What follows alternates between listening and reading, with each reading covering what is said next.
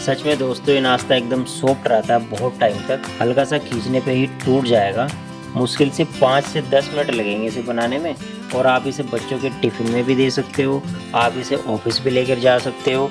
और एक ख़ास बात बताऊं, ये हेल्दी भी है, तो इसे बनाना तो बिल्कुल बनता है। हेलो दोस्तों, welcome to my cooking vlog. तो फिर देर किस बात की, चलो फिर शुरू करते हैं। अब ये नाश्ता बनाने के लिए सबसे पहले दोस्तों मैंने यहाँ पर सूखे नारियल का यूज़ किया है। आप यहाँ पर सिर्फ 1/4 सूखा नारियल लेना, 25 ग्राम के आसपास होगा। इसे आप ऐसे स्लाइसेस में कर देना। यहाँ पर चाकू से नारियल को काटने मत बैठ जाना दोस्तों, पीलर से ही करना, आपका काम बहुत आसान हो जाएगा। और आपको इस नारियल को रिहाइड्रेट करना है। तो जब तक मैं नारियल को स्लाइसेस में कर रहा था, मैंने यहाँ पर एक पतीले में पानी उबलने के लिए रखा और उबलते पानी में ही मैंने नारियल के स्लाइसेस को डाल दिया। और मुश्किल से 2 मिनट लगेंगे इसे रिहाइड्रेट होने में। उतने में मैं आपको दिखाता हूँ ये नाश्ता बनाना कैसे है। ये बहुत ही इंपॉर्टेंट पॉइंट है दोस्तों कि इस रेसिपी में स्पेसिफिकली जो भी आप कप यूज़ कर रहे हो, चाहे चावल नापने के लिए करें, चाहे आप पानी नापने के लिए करें, बस वही कप का आपने एंड तक ही यूज़ करना है। तो मैंने यहाँ पर 1 कप चावल लिए हैं। कौन सा चावल है ये दोस्तों? ये वही चावल है जो आप अपने डिनर में खाते हो, जो आप दाल के साथ खाते हो, वही चावल आपने लेना है। और इसे अच्छे से धो लेना। और धोने के बाद आपने इन चावलों को उसी पानी में भिगाना है जिस उबलते हुए पानी में आपने नारियल रखा था। अब आप बोलोगे कि आप भिगा कर रखोगे तो बहुत टाइम लग जाएगा। अरे नहीं दोस्तों, ऐसा नहीं है। बहुत ही कम देर के लिए भिगा के रखना है आपने। अगर आप चाहते हो कि नाश्ते में सॉफ्टनेस रहे तो आप यहाँ पर 1/4 कप पोहा डाल देना। पोहा मैंने बस एक बार पानी से धो लिया है और बस इसको इसी पानी में डाल दिया है। अब जब तक ये सारी चीज़ें भीग रही हैं तब तक मैं आपको चटनी बनाना दिखा देता हूँ, नहीं तो आपको बच्चों को केचप देनी पड़ेगी साथ में। मैं तो अपने बच्चों के टिफ़िन में दोस्तों उनको केचप की बजाय चटनी बना कर देता हूँ। बाहर की चीनी से भरी, प्रिजर्वेटिव से भरी केचप कौन खिलाए रोज़ रोज़। बहुत सिंपल चटनी है दोस्तों। बस एक पैन लेना और पैन में थोड़ा सा तेल के साथ साथ आप यहाँ पर 1 चम्मच चने की दाल डालना, आधा चम्मच धुली उड़द की दाल, लहसुन 7-8 कलियाँ डाल देना आप छोटी छोटी, और 1 इंच तक अदरक का टुकड़ा डालना। इनको हल्का सा रोस्ट करके आप यहाँ पर एक बारीक कटा हुआ प्याज डाल देना। और इससे पहले कि आपके प्याज का रंग बदले, आप यहाँ पर फटाफट से 1 चम्मच राई का डाल देना और 3 सूखी लाल मिर्चें डाल देना। अगर बच्चे कम मिर्च खाते हैं तो आप कम डालना लाल मिर्च। हाँ, लेकिन आपको यहाँ पर कोई बहुत ज़्यादा पकाने की ज़रूरत नहीं है। सिर्फ तब तक पकाना जब तक कि प्याज ट्रांसलूसेंट नहीं हो जाते। इसका कलर हल्का सा चेंज होना चाहिए और दाल का भी कलर हल्का सा चेंज होना चाहिए ताकि एक नटीनेस आए। बहुत ज़रूरी है फ्लेवर के लिए। अब 2 टमाटर आप लेना और उनको स्लाइस करके डाल देना। और भाई टमाटर आए हैं तो नमक कैसे भूल सकते हैं आप। तो फटाफट से यहाँ पर 1 चम्मच नमक डालना, कुछ सेकंड के लिए रोस्ट करना और ढक्कन लगा देना।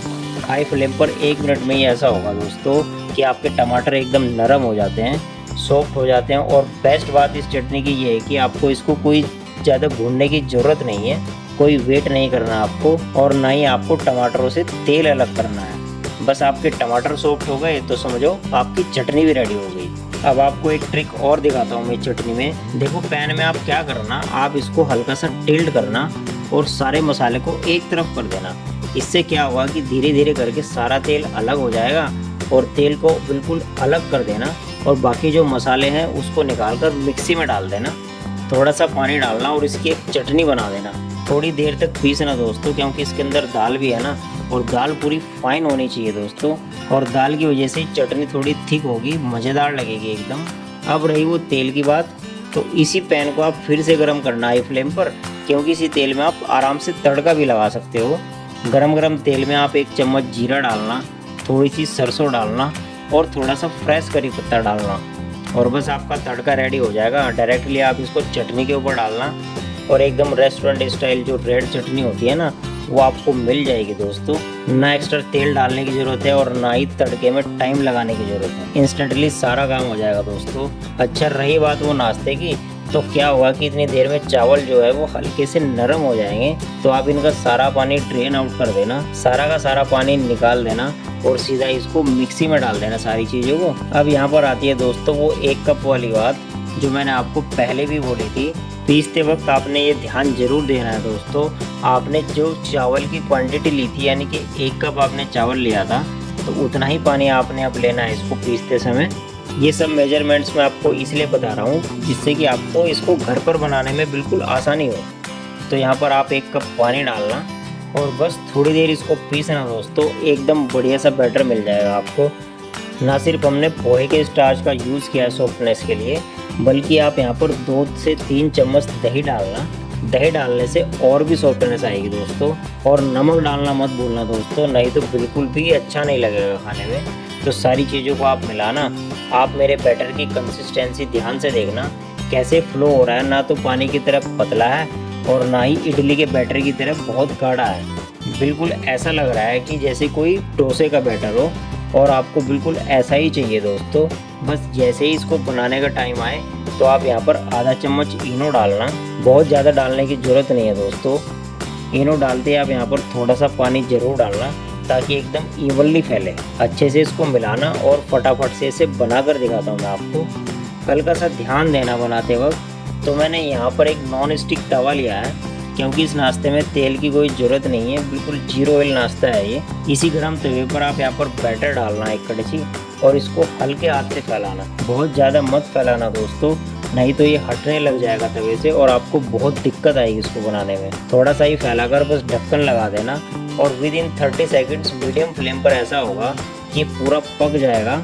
वाह, अरे ये तो बिल्कुल हेल्दी 0 ऑयल वाली रेसिपी बन गई। तो इसी बात के लिए दोस्तों इस वीडियो को लाइक करना और चैनल को भी सब्सक्राइब कर देना साथ साथ। ये देखो मैं आपको एक और दिखाता हूँ। एक ही कड़छी यूज़ कर रहा हूँ मैं बार बार, तो मेरा साइज भी एकदम लेवल है। हल्के हाथ से फैला रहा हूँ और ढक्कन लगा रहा हूँ। तेल वेल की कोई ज़रूरत नहीं है दोस्तों। हाँ, अगर आप क्रिस्पी करना चाहते हो तो आप तेल डाल सकते हो, वैसे सॉफ्ट ही बहुत अच्छा लगता है। देखो दोस्तों, मैं तो इसको जो चटनी मैंने बनाई है उसके साथ सर्व करता हूँ। वैसे ये नाश्ता चटनी के साथ ही बहुत अच्छा लगता है दोस्तों।